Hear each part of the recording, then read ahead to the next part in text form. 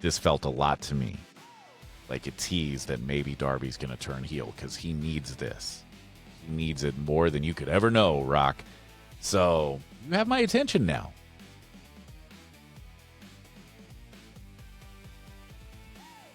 It is time to go home for Dynasty. The go home Dynamite for Dynasty. That is a lot of words that have die in it. But anyway, here we go. Let's get into it because there was a lot that happened in this episode. First of all, no Doug tonight. He was unavailable. Hopefully everything's okay, and hopefully we'll have him back for Dynasty on Sunday. But since it is right around the corner, a lot of things had to get done tonight because if you think about it, there wasn't a lot on the Dynasty card. We had MJF and Omega already done. I guess they booked Thekla and Jamie Hayter on Collision. So we had that one going. We'll get to that later. We had the FTR versus Cope and Cage. And that was about it. And Moxley and Ospreay. Those were basically the 4 matches that we had on the card for Dynasty. So with it being this Sunday, obviously, we had some work to do, and it opened with a bang tonight. Ospreay and Mox just throwing down when United Empire showed up. Now, if you read the dirt sheets like I do, you saw perhaps earlier today that Ospreay had been in Japan to talk to United Empire. They referenced it on the broadcast. I dig it. I liked bringing United Empire in. I got to be honest with you, I didn't know United Empire was still doing their thing in New Japan. I had no idea who was still part of it. I just learned about the young kid who won the IWGP Heavyweight Championship, which would be referenced a lot tonight.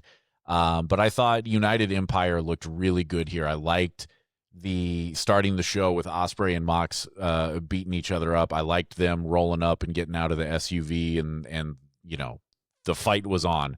Really liked it. Thought it was a cool way to start the show. I really like how they are building the Ospreay and Mox match, which we'll talk more about throughout the show. But then after that, Don Callis had to announce the Kyle Fletcher injury. I think we referenced it on this show a couple weeks ago that there had been some talk that he'd been hurt. I think the hope was that maybe it was just a sprain or something. Maybe he'd be okay, be able to work on Sunday, and apparently, no, he cannot. So Fletcher has vacated the TNT Championship. The winner, the new champion, I should say, will be decided in the Casino Gauntlet match that will happen on Sunday. Absolute bummer, but I will say Don Callis, of course, great, because he always is when he talked about it. And I wrote down here, Don listens, and now I remember what it was. I didn't finish the note, and I should have. Talking about all the people complaining about, why haven't we seen Okada and Takeshita fight? Yeah, that would be us. We've talked about it a lot on this show. So Don Callis, thanks for being part of Elite Heat. And by the way, that would come up again later, but we'll get to that. After that, the trios match that Don talked about in his segment between Darby, Bandito, and Jack Perry versus Andrade, Takeshita, and Mark Davis was on. I thought it was interesting to have Darby get on the mic at kind of the start of the match and repeatedly call Andrade Don Callis' little bitch, which, okay. I guess he is, but if he is, then Darby got beat by his little bitch. I thought the match was really good. I thought they did a really nice job again with Mark Davis. They're really building him up to be just a absolute killer, just an absolute monster. I really like that. Andrade, of course, looked great because he's just done nothing but look great in AEW so far. Takeshita's always good. It was a good match. Good match.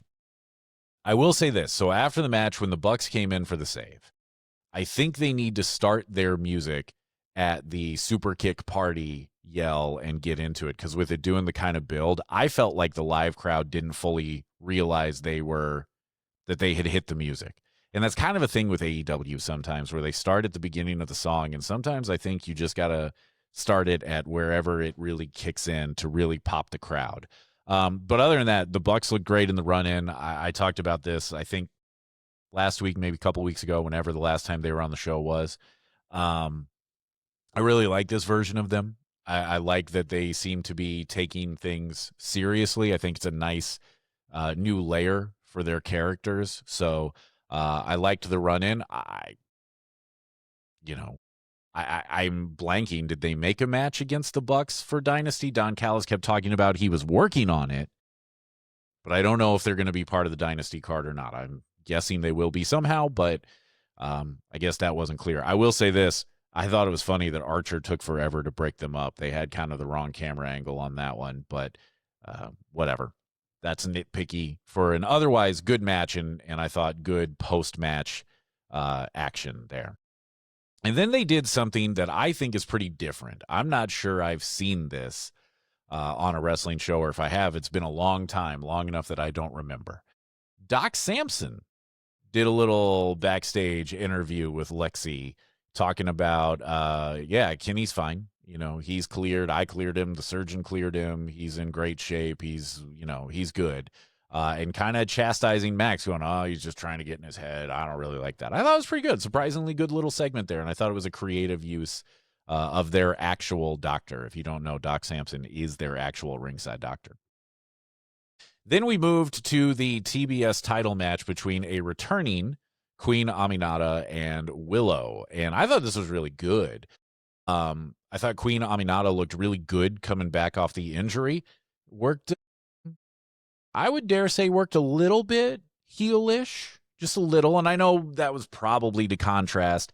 Willow is very over right now, and arguably, I'm not even sure it's arguably. It might just be fact that she may be the top face for the women right now. I can't really think of anybody else. So I'm sure that that's part of why Queen Aminata worked that way. But I was kind of thinking during the match, if you do a heel Queen Aminata, a heel Shida, that could be interesting. And that gives Willow some good challengers. And then if you can heat, one of the babyface women up to be a legit threat for Thekla come Double or Nothing, you're cooking there. You got a little something going there in the women's division that could use a little bit of a shot in the arm, as we've talked about a lot over the last couple weeks on this show. That it's nothing against the ladies. I don't think they're doing anything wrong. I just am not sure that the booking decisions have been the best leading to where we're at now. But again, we'll talk a little bit more about that later. Words. Anyway, my nitpick here, and this is going to be a little bit of a theme throughout the show. I don't know if it's that Willow has to watch closer on the count, or again, if it's a referee issue, but there were a couple times in this match that I was like, that was 3. The referee had to pull up before Willow kicked.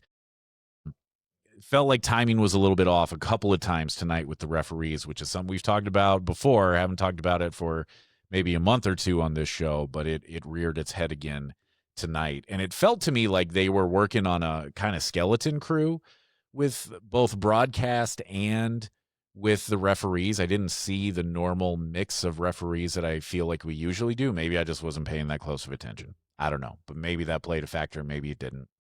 Who knows? After that, video package about MJF's impact on professional wrestling, after which I went, okay. I mean, cool little video package, but okay. This will come back around. I will give more thoughts on this when we get to the end. If you saw the show, you know where I'm going with this. Then we got Jericho, and my first thought was, is he just Jericho now? Because Excalibur only referred to him as Jericho. The graphic, when he came out, only said Jericho. The entrance video only says Jericho. For a while there, he referred to himself only as Jericho. I'm like, oh, are we dropping Chris? That's kind of interesting. So then Ricochet and The Demand would come out to interrupt his promo, which was basically, if you haven't seen it, just Jericho, but no Chris. I don't know. Talking about he's thrilled to be back in AEW. It is his home. He's happy to, he's as excited about it now as he was day one, all that sort of stuff, right? So Ricochet and The Demand interrupt. Jericho looked confused by a lot of what Ricochet was saying, and I understood that. I was confused too, because Ricochet's kind of rambling in this and not making a lot of sense. He's going, I respect you, and I respect you so much that I'm going to tell you that no one wants you here. Huh? That doesn't make sense, my man. So anyway, Ricochet's part of it wasn't great, but it all led to a match between Jericho and Ricochet at Dynasty. Jericho was good here. He did a subtle little thing when Ricochet was like, "Oh yeah, you went and got abs," and he just kind of opened his coat a little bit to make sure you could see it. Like Jericho was good here. This felt like a version of Chris Jericho we had not seen in quite some time, and I think the time off did him a lot of good physically. I think it did him a lot of good mentally. Gave him an opportunity to refresh and kind of think about some things. So I'm pretty excited to see where we go with this version of Jericho. Loved the callback to the list. That's always fun. I was at a house show probably 10-ish years ago, like Chris mentioned when he said, "Oh, I might be rusty on this. I haven't done it for about 10 years." I was at a house show and he was still doing the list bit. He did it at the end of the show. It was fun. It popped everybody. Good little bit. I enjoyed that. I enjoyed him calling back to that. Then we got a backstage with the Don Callis family. And okay, so they did make the match here. I remember now. The Young Bucks versus Okada and Takeshita going to happen at Dynasty, which is going to be a very good match. No doubt about that. My hope is that this segment reignites the Okada Takeshita feud. As I've talked about a lot on here, I want to see this match. But over the last couple of weeks, I had been saying, I don't care anymore because you took too long. You took way too long on this and kept them apart way too much. And I don't know why they did that. Maybe it was because of Takeshita's commitments with New Japan, or I don't know. I don't know. But they reignited it, or started to reignite it anyway tonight, because basically the match was made like I said, Okada and Takeshita against the Bucks at Dynasty. And then Don Callis just kind of dropped this as an aside. Double or nothing, we now have a match. It will be Okada and Takeshita for the International Championship at Double or Nothing. Number one, I think you got to switch it. I think you got to put it on Takeshita. Number two, please use the time that we have between now and Double or Nothing to really heat this back up. I mean, get it to a boil, because you lost so much momentum on this from when it first started that you got a lot of work to do to get people to reinvest in it. It's going to be a good match. No doubt about that. I want to see it. But you can heat this storyline up. You have enough time to really bring it to a boil, and I hope that they do it.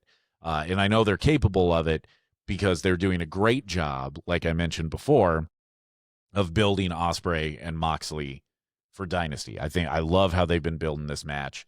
Tonight, they reached a whole new level with it. I think you can do that with Okada and Takeshita, but you got to be intentional about it, and you got to start at, really it kind of started tonight. Dynasty's got to start to turn the heat up, and then every week between now and Double or Nothing, that heat's got to get turned up more and more and more, and hopefully actually works, unlike my oven, which seems to not be working very well for us right now. You didn't need to know that. I just needed to get that off my chest. So then we got Tommaso Ciampa versus Mascara Dorada. Winner, I believe, if I understood Excalibur correctly, winner would get the number one spot in the casino match for the TNT Championship. I thought it would have been very interesting to have Dorada win because it doesn't take Ciampa out of the match, but I think most of us probably knew Ciampa was going over there. He did. This is a good match. There was pretty much no chance that it would be bad. I thought they worked really well together. The contrast in styles between Dorada wanting to fly and do the flip-flops and everything, and Ciampa just wanting to, beat the crap out of him, basically. They say styles make matches. I thought this made a good one. Real good match here tonight. I would think Ciampa is the odds-on favorite to take the TNT Championship back. There might be something that happens on Collision to change my mind on that, but I doubt it. After that, we got a interesting backstage with the Dogs beating up Orange Cassidy and Roddy Strong. And here's why I say this is interesting. Number one, Gabe Kidd handled a decent amount of the promo, and I thought it was pretty good. David Finlay, on his parts, I thought was only okay. He did like a super intense stare at the end that I laughed. It made me laugh. So that one didn't get over the way you meant it to, buddy. To be fair, if he were here, I would not actually say that. I would tell him it was a great promo because I would fear for my life. But you see my point. It wasn't his best work. That's okay. They're not all going to be home runs. Clark Connors, once again, was the best part of the promo, though. That guy feels like he's going to be a huge star to me at some point. I hope that when the time comes, they pull the trigger and push him to the moon and then some. Like, you know, the path Artemis 2 took. He needs to be on that trajectory because he feels like a superstar just waiting to launch. But here's why, when I started talking about this segment, I thought it was interesting. So the Dogs are beating up Orange Cassidy and Roddy Strong, which makes some sense. They've been kind of beefing with them lately, right? But then they call out Mystico and Jetspeed, the Trios champions. Which, okay, sure, makes sense that you want to go for the Trios titles. Okay. But they're going to do it on Collision. So you guys just talked yourselves off of the pay-per-view? I mean, I get that they could do some sort of DQ finish or whatever on Collision, and it'll lead to a match at Dynasty, and that may very well be what happens. Just felt a little odd to me that we're doing that on Collision and not putting it on Dynasty, particularly when we know that Tony Khan likes to pack pay-per-views with somewhere in the neighborhood of 18 hours worth of wrestling. So I thought it was a little weird. I also thought it was odd that they're beating up Orange Cassidy and Roddy Strong to then call out guys that have nothing to do with them, but okay, whatever. Then we did a backstage with Thekla. I know, like I mentioned earlier, they made this match on Collision. I didn't see it, but I don't understand why we're doing Jamie Hayter versus Thekla. Now, on one hand, I don't know who else you would have put in the spot. I really don't know who else you would have had challenge Thekla. I'm sure we talked about it last week and the week before, but that tells you how memorable it's been to this point, right? That I don't remember what we said 7 days ago. So I guess, you know, you want to get the Women's World Championship on the show. This is as good a way to do it as any, I suppose, but it just didn't make a lot of sense to me. It's a match that's getting smacked together very quickly. There's very little build to this. Jamie Hayter wasn't even on the show tonight.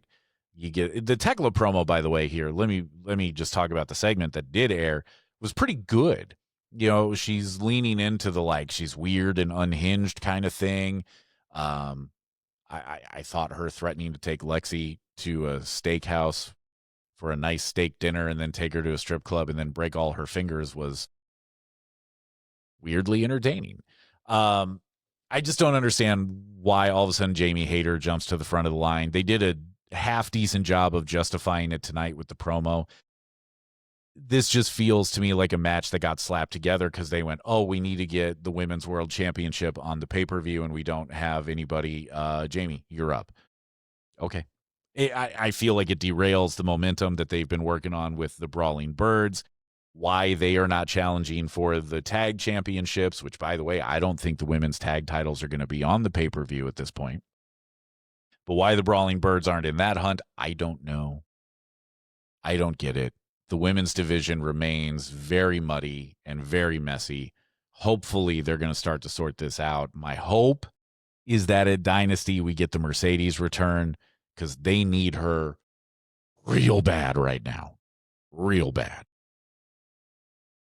But anyway, so that happened.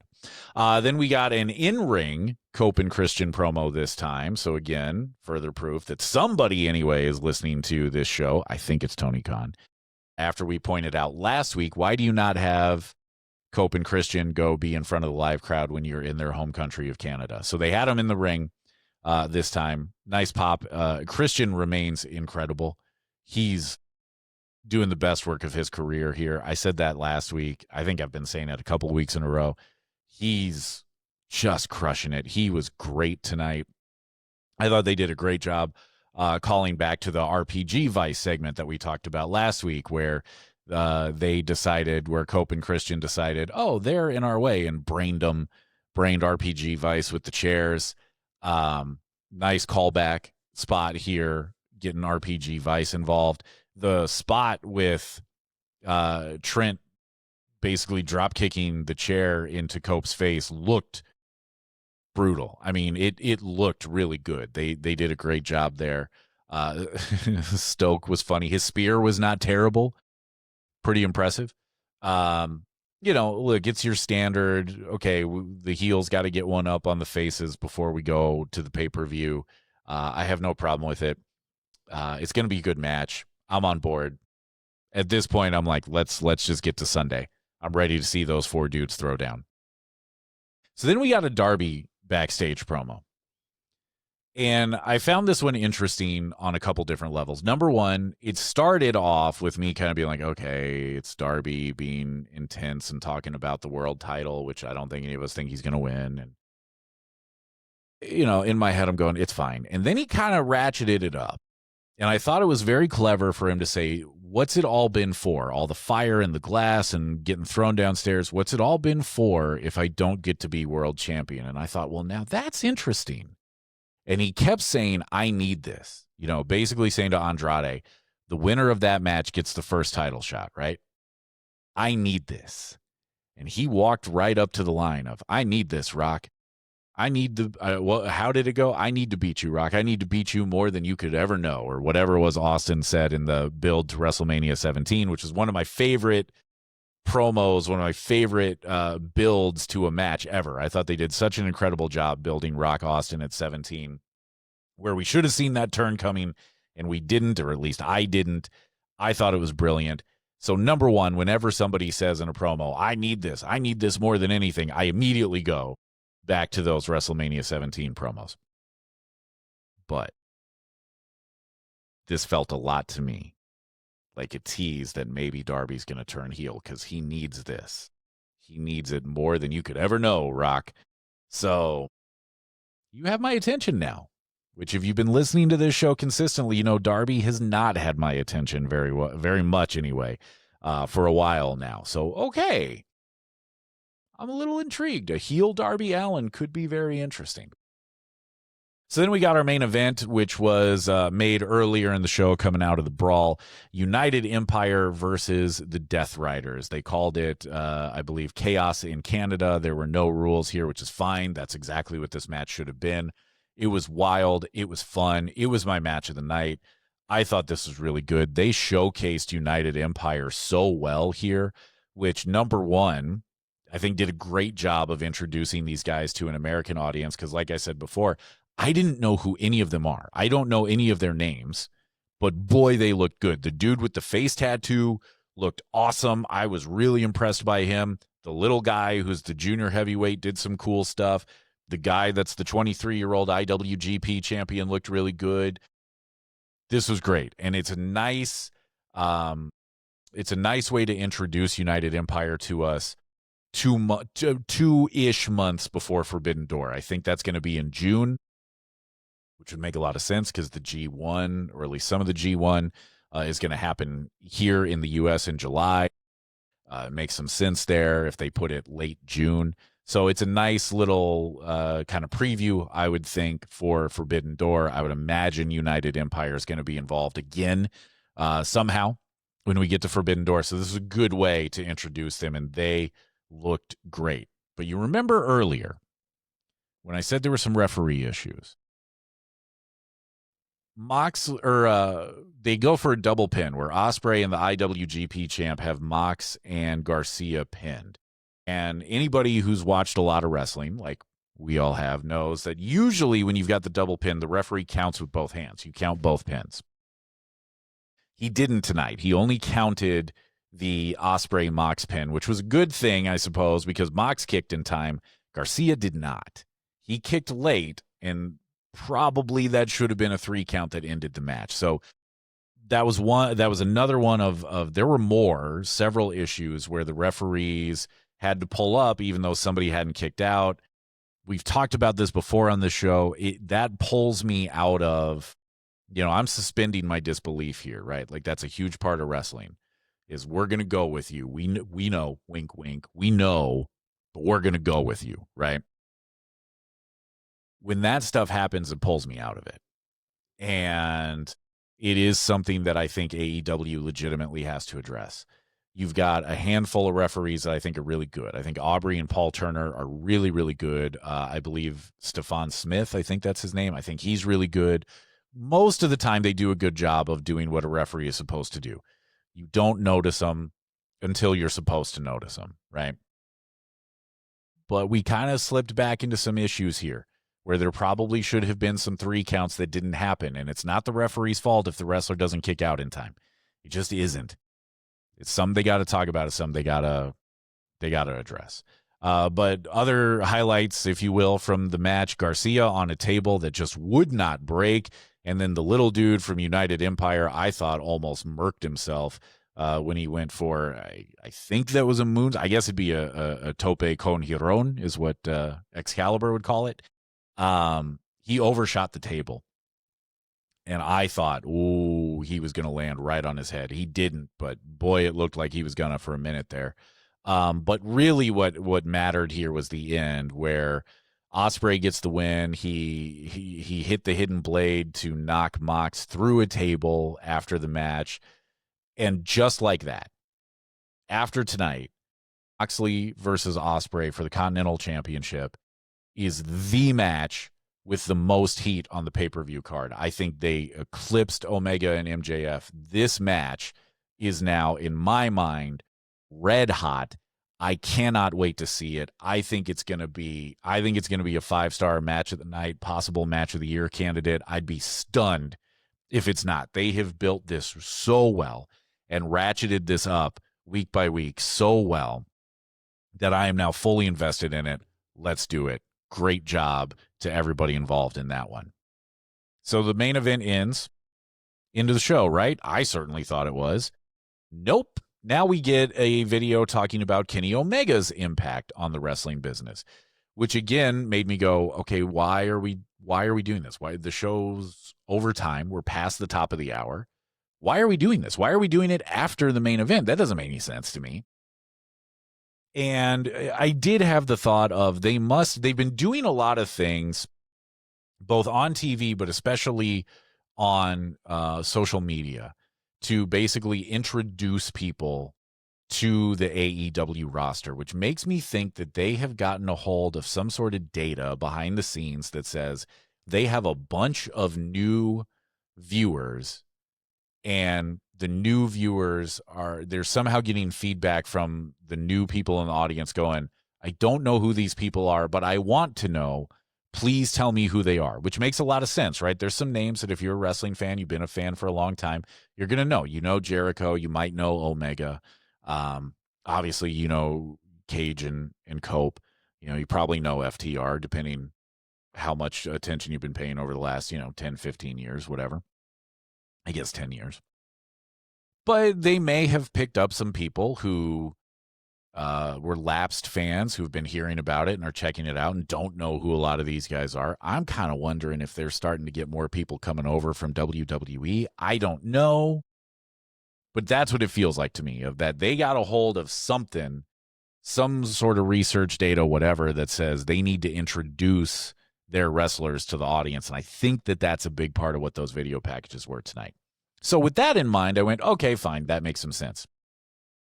But then Omega came out, and I was like, okay, great. He did a perfectly good promo, because of course he did. He's Kenny Omega. And then, now here comes MJF. And now it's like 9:20 Central Time. We're way past the end of the show. And look, I've got no problem with Omega and MJF doing a promo battle. And everything that happened tonight in that segment was very good, because, again, how could it not be? Kenny showing, talking about, okay, you know what, Max, you got under my skin. I'm not entirely sure why you did, but you did. And okay, I've learned from it. But Max, remember, I know all your tricks, so you can't catch me off guard. And Max tried it tonight, and he didn't catch Kenny off guard. Kenny was ready for him, right? So it did a lot to give you a sense of Kenny might win this thing on Sunday, right? I just don't understand why we did all this 20 minutes after the end of the main event. I just don't, and it made me wonder how many people missed it, because I almost turned it off. Main event ends, and I was like, oh, okay, yeah, we're done. Cool. I got a podcast to do. And I'm glad I didn't turn it off. It makes me wonder, did people leave the arena? And maybe I'm wrong. Maybe nobody turned it off. Maybe nobody left. Maybe everybody saw it. It just made me wonder if they lost some people by putting that after the main event. So there are going to be people that see it, online or whatever the case may be and go, oh, I didn't know that they did it. And I mean, they went way over time. And I know TBS is fine with them bumping a Modern Family rerun because who cares, but way over time. And, as somebody who spent a lot of time in the broadcast industry, my wife actually pointed this out. When do they get the commercials in? Because the whole thing is, we're commercial. We've taken our last break, and that was like a good 20 minutes where they didn't air a commercial. And I don't know. That's maybe too inside baseball. Maybe nobody cares. But it just made me wonder why we did all that after the main event, particularly with no promotion that it was going to happen, that they were going to talk. But overall, good segment, good end of the show, really good show. I was very impressed by tonight's Dynamite. I thought they did a great job getting you ready for Dynasty on Sunday. Like I said, they had a lot of work to do to flesh out that card. I think they did a pretty decent job of that tonight. I think they got me invested in matches that, like the Darby thing, that I wasn't invested in. And they just turned up they cranked it to 11 with Mox and Ospreay. Like, I am all the way on board for this. Let's do it. So, a pretty good show headed into Dynasty. No, dropped a pretty good. It was a good show. This was an A show headed into Dynasty. I hope they keep that momentum rolling through the weekend. We'll all find out together. And on that note, if you haven't hit subscribe yet, do it. Like the show, share it with your friends that are also into wrestling. Follow us on social media at Elite Heat Pod. We're on pretty much every platform. You can find us there. And as always, I like engaging with people. If you got thoughts, drop them in the comments when we start posting stuff. I'd love to hear from you. I love getting different angles. A lot of people have commented on things we've posted. I went, oh my God, I didn't even think about that, but that's really smart. So love to have the conversation with you at Elite Heat Pod on social media. And like I said, like, share, subscribe, do all those things. And we will see you Sunday for Dynasty. Might have almost said Dynamite there, but I caught myself. So why did I tell you that? Should have just taken the win.